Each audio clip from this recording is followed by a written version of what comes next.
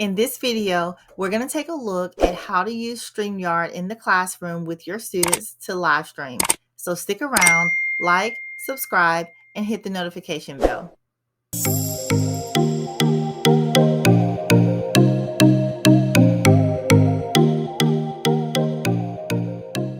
In this video, we're going to be looking at StreamYard.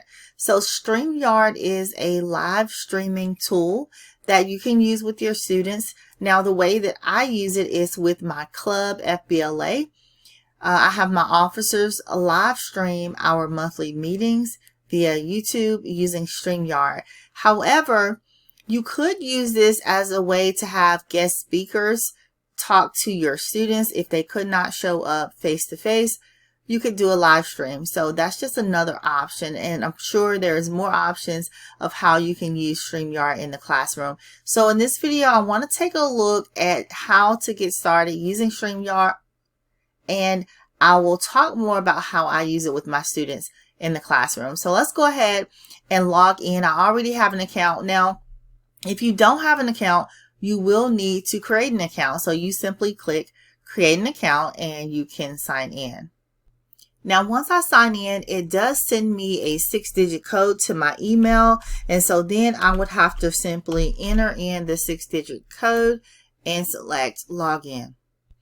Now, I've only used the free version with my students, but you can upgrade. So if I click on upgrade, here are the plans that you have to choose from. Of course, you have the free version, which of course that's going to limit you to certain things here. You have the basic version, which is $20 a month, and the professional version, which is $39 a month. And of course, if I want to click on business, then I have some options there as well. But again, I do use the free version of StreamYard. Now, the one limitation I will say that I've seen using the free version is that I have 8 or 9 officers. And if you notice, only 6 can be on screen at a time. So if I do have more than 6 officers to show up for a meeting, I do have to swap them in and out when it's their turn to speak, because only 6 participants can be in at a time. 2 seats. So let's see what 2 seats is. That's invite a team member to your account as an admin or co-host. Okay, I haven't used that feature. I just wanted to see what that was. Okay, so let's go ahead and jump in to see what this looks like. Now, when I log in, it does take me to my broadcast page. So as you can see, I don't have any upcoming broadcasts, but I do have several past broadcasts. And again, these are just chapter meetings and officer meetings that I have with my club. Now, if I click on members, I did see a way that you can invite a member, which is what I just looked at previously. Now, I haven't used this feature, but you can invite someone. Destination. Now, you do need to set this up beforehand. You want to make sure that the destination is going to your YouTube or your Facebook or whatever the case may be. Here are your options right here of where you can live stream. Now, I have only live streamed to YouTube, and that is where my destination is going. Here is the videos tab. I don't have any videos there. Let's go ahead and take a look at how to create a broadcast. Now, there is a quick video guide that you can watch as well. So I'm going to select create, and I have some options here: live stream, recording, or on-air webinar. Okay, I'm going to select live stream. Now, I do believe the webinar is just where you are not adding people. It's just you speaking to your audience, if I'm not mistaken. And of course, recording is just as what it says. You know, it's a recording that should save under your videos, I do believe. And then live stream. So I'm going to select live stream, and I'm going to select my YouTube channel. Now, you can also add destinations. So if I wanted to add a Facebook page or a LinkedIn page or a Twitter page to where I can live stream there as well, then I could do that. But I'm going to select my YouTube channel, and here you're able to put in the title of your event and a description. If you want to make it public or unlisted or private, and then you can broadcast it live right now, or you can schedule it for later. Typically, I set mine up beforehand and I schedule it for a later time. So I'm going to go ahead and fill this in. So my title is FBLA Chapter Meeting. My description says, watch our monthly chapter meeting via live stream the first Monday of each month at 8 a.m. or watch the recording later. This is going to be public, and I'm going to just schedule it for today. I'll leave that time in there for today. And you can also upload a thumbnail, which I typically like to do. So I'm going to select upload thumbnail image, and I'm going to select my image here.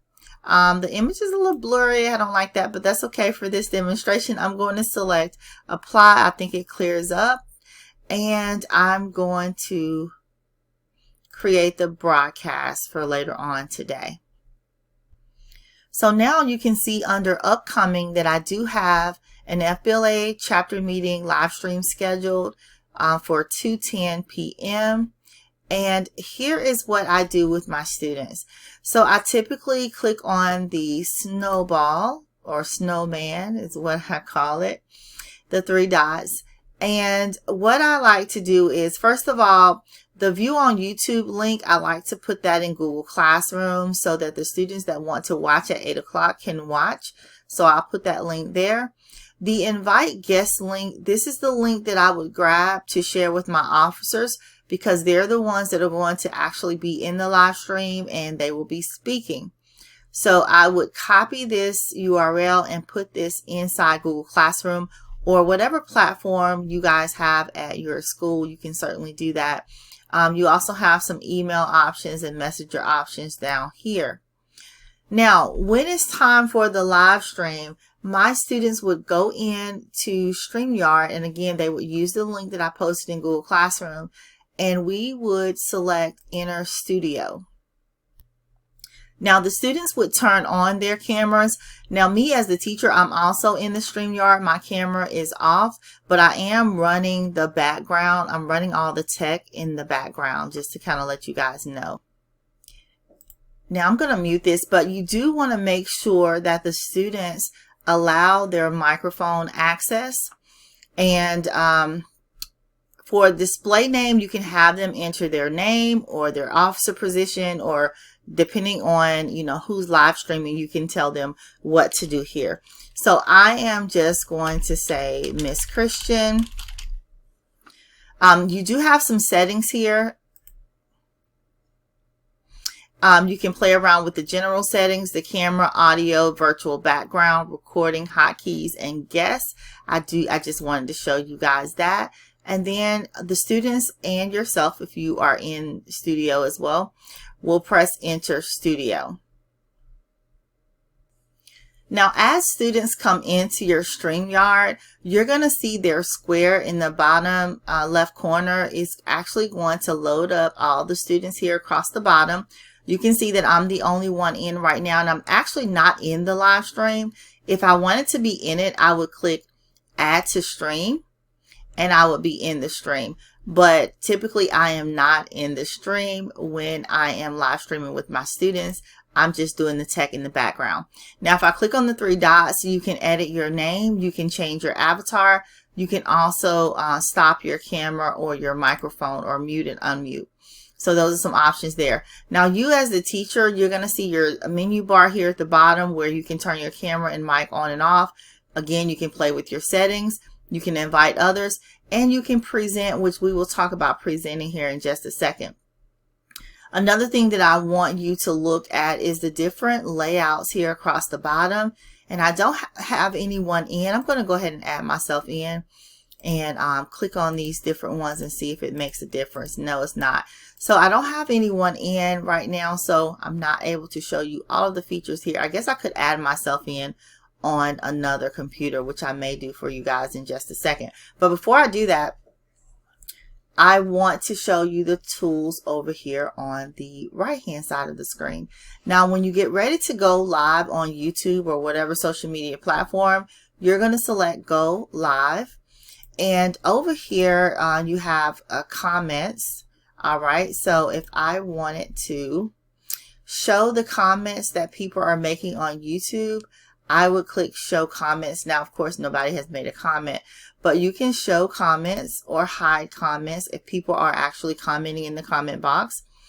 For banners, now I go in and I pre-make all of my banners for my live stream so that when I'm live streaming, I can just go down and click on these different things and bam, you know, they automatically appear, and it's very easy and I don't have to think about anything. So the banners are things that you want to go in and pre-make. Go ahead and add those in advance. Now the way that you do that is down here at the bottom, you're going to create a banner.